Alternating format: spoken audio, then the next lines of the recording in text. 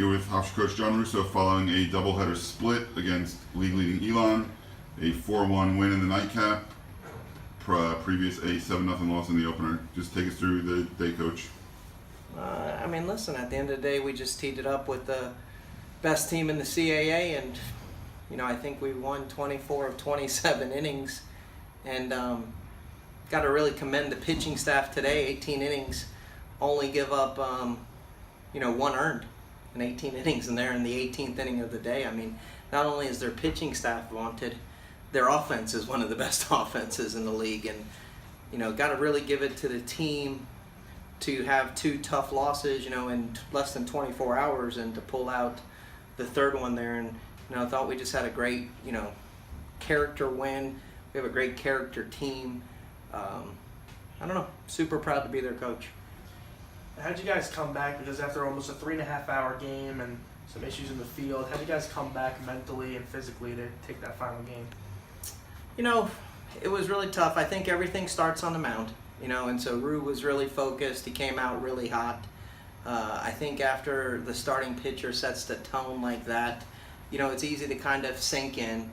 And then we played, some really good, glue guys. You get Tyler White's a great glue guy. Matt, Sidham hadn't played in a while, and comes in and did a really great job, I think, catching there for 9 innings. And, Miles Menza and Dan Page and some wily veterans that, help you get through a game. And then we got some big hits, and I thought Pollock had a nice game there, and the leadoff spot, he got on base 3 times and, set a tone a little bit.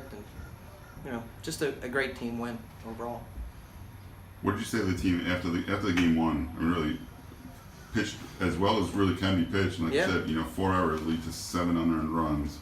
What did you say in the quick post-game huddle you had before the break?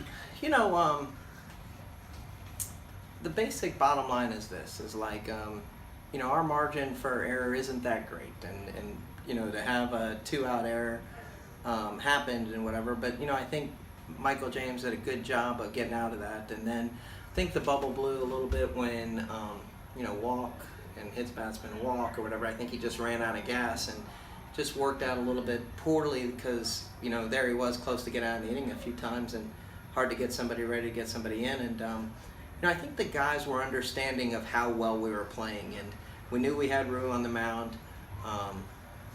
We like matchups against lefties. I think we do really well against the lefty team, and always felt like this was a good matchup coming in Game 3, and was definitely hoping to steal one of the first 2, and gave ourselves plenty of opportunities to do it, even though it's 7-0. Realistically on paper that game's 0-0 for 9 innings. We almost had the same amount of hits and stuff, and so it wasn't as 7-0 like what it looked like. Coach, beating Elon, only have 3 losses in CAA play. What does it mean to beat them and do something that a lot of other teams in the CAA couldn't do?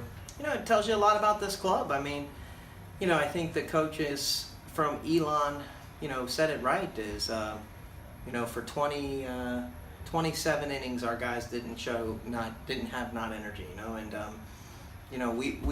we painted ourselves in a wall, after losing 2 at Towson, and I think since being in that spot, we've just played a little bit with reckless abandon, and, we have sold out for one another, and, every guy has bought into family, and, I think they've just really figured out what type of team they are, and we need energy, we need to stick together. If something goes bad, no man's bigger than the team. Nobody puts their head down and keep moving forward, and, everybody gets to enjoy watching a good club, play at Hofstra. I think if nothing else, we represent everything really well in the right way. Busy week this week with 2 non-conference games and a big series at Delaware. What's the key for this week?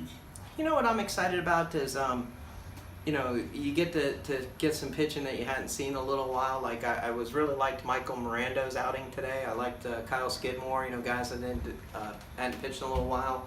I thought they threw really well, and you get to see them pitch, here midweek. You get Stephen Bosch has been really good on the midweek games for us. I'm excited to see James Cardinelli start on Wednesday against Sacred Heart. He's been, working every day tirelessly to get ready for this start, and part of getting that game scheduled in, is to get him out there. So like we're all excited to do it. Plus, position players at this time rather play games and get at bats than practice and take BP. And I think it'll give us exactly what we need to get ready for Delaware to have to go down there and win a series against a team that's really good at home.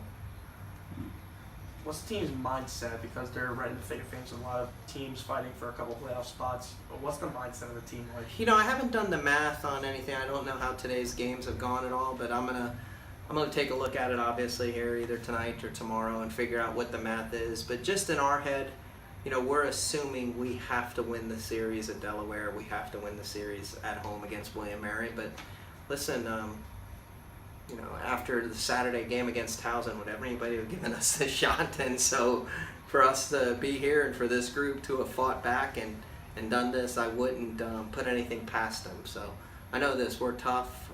We're going to get after you, and it'll be interesting what happens next week at Delaware. All right. Thanks, Coach. Thank Coach. you.